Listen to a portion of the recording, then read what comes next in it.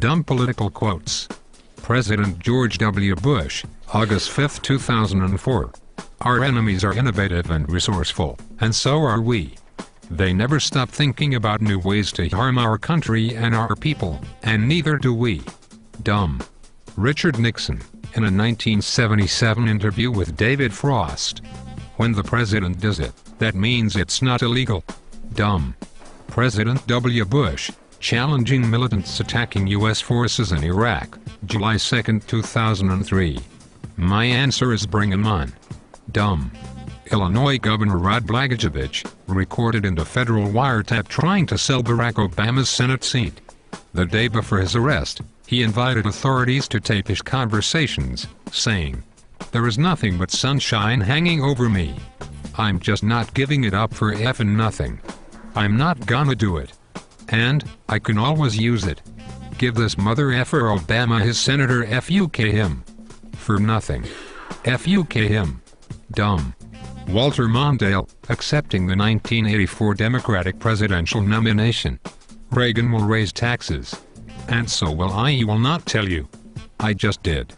Dumb. FEMA. Director Michael Brown, in the aftermath of Hurricane Katrina, September 1st. Considering the dire circumstances that we have in New Orleans, virtually a city that has been destroyed, things are going relatively well. Dumb. Representative Hank Johnson, D. Georgia, expressing concern during a congressional hearing that the presence of a large number of American soldiers might upend the island of Guam. My fear is that the whole island will become so overly populated that it will tip over and capsize. Dumb.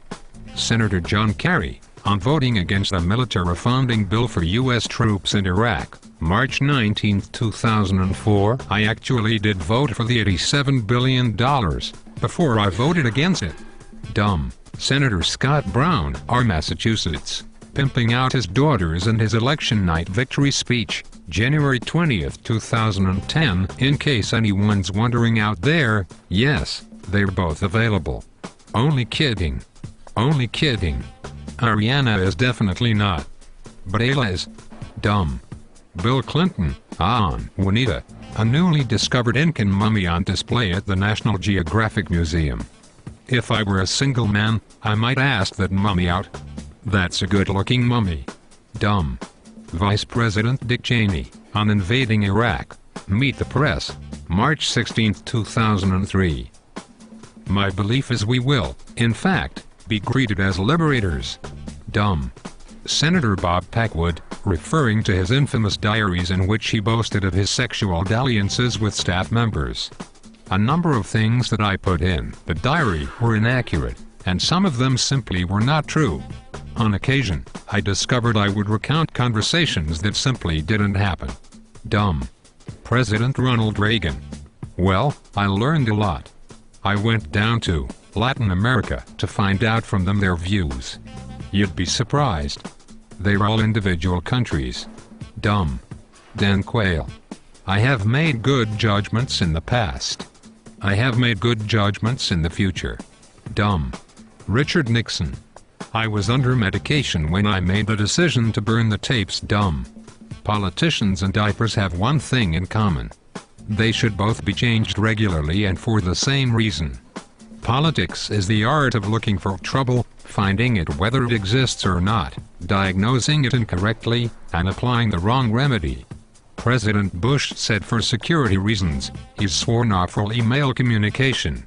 He will not be using email at the White House at all. Is that a good idea? I mean, it's not like that speaking thing was working out so good. Anyway, Americans have different ways of saying things. They say elevator, we say lift. They say president, we say stupid psychopathic good. According to this week's Time magazine, President George Bush is a serious fitness buff. He works out 60 to 90 minutes a day with weights. Apparently he likes working out because it clears his mind. Sometimes it works a little too well. Democracy is being allowed to vote for the candidate you dislike least. Today President Bush ordered an investigation into whether it is appropriate to have civilians with no experience running a Navy sub. Hey, How about an investigation into whether it's appropriate to have a civilian with no experience running the country? I would like to apologize for referring to George W. Bush as a deserter. What I meant to say is that George W. Bush is a deserter, an election thief, a drunk driver, a WMD liar, and a functional illiterate. And he poops his pants. Harry S. Truman quotes American 33rd President of the United States, 1884 to 1972. If you cannot convince them, confuse them. The problem with political jokes is they get elected. Famous quotes. The rule is, jam tomorrow and jam yesterday, but never jam today. I cannot go back to yesterday. Because I was a different person then. One day I came to a fork in the road and saw a straw person in a tree. Which road do I take? I asked. Where do you want to go? Was his response. I don't know. I answered. Then, he said. It does not matter. Take any road. Well, who in the world am I said. That is the great puzzle. He said. But true knowledge will help. I gave myself very good advice, though I very seldom followed it. One of the secrets of life is that all that is really worth the doing is what we do for others. Begin at the beginning, the king said, and go on till you come to the end, then stop. There is no use trying. I said. I cannot believe in impossible things. I think you have not had much practice, said the Queen. When I was your age, I always did it for half an hour a day. Why? Sometimes I've believed as many as 7 impossible things before breakfast. Be what you would seem to be, or, if you'd like it put more simply, never imagine yourself not to be. Never allow someone to be your priority while allowing yourself to be their option. Action expresses priorities. Always be who you are. And say what you feel, because those who mind don't matter and those who matter don't mind. Anyone can give up. It's the easiest thing in the world to do. But to hold it together when everyone else would understand if you fell apart, that's true strength. You must love yourself before you love another.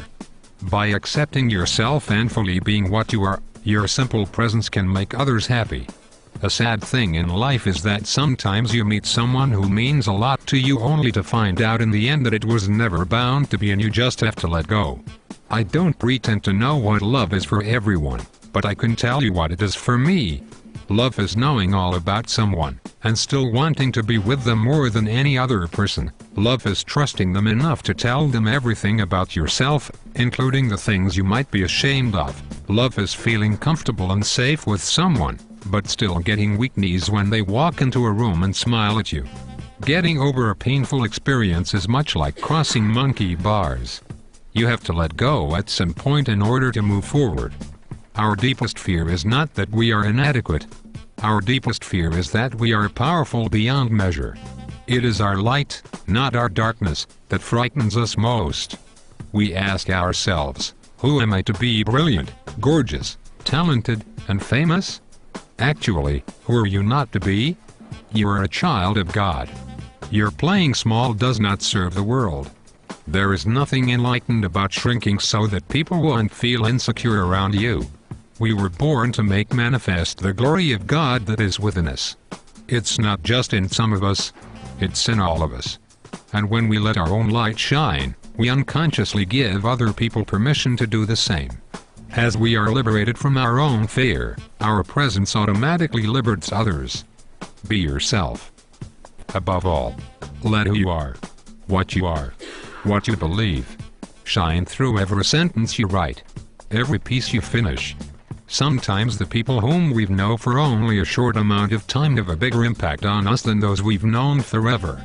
Sometimes being a friend means mastering the art of timing. There is a time for silence, a time to let go and allow people to hurl themselves into their own destiny, and a time to prepare to pick up the pieces when it's all over. We need to find God, and He cannot be found in noise and restlessness. God is the friend of silence. See how nature, trees, flowers, grass grows in silence. See the stars, the moon and the sun, how they move in silence. We need silence to be able to touch souls. Silence is a source of great strength. Most noise is waste. So cultivate quietness in your speech, in your thoughts, in your emotions. Speak habitually low. Wait for attention, and then your low words will be charged with dynamite. Silence is a fence around wisdom. You cannot strengthen the weak by weakening the strong. If I had 8 hours to chop down a tree, I'd spend 6 hours sharpening my axe. Those who deny freedom to others deserve it not for themselves. These capitalists generally act harmoniously and in concert, to fleece the people. I am not bound to win, but I am bound to be true. I am not bound to succeed, but I am bound to live by the light that I have.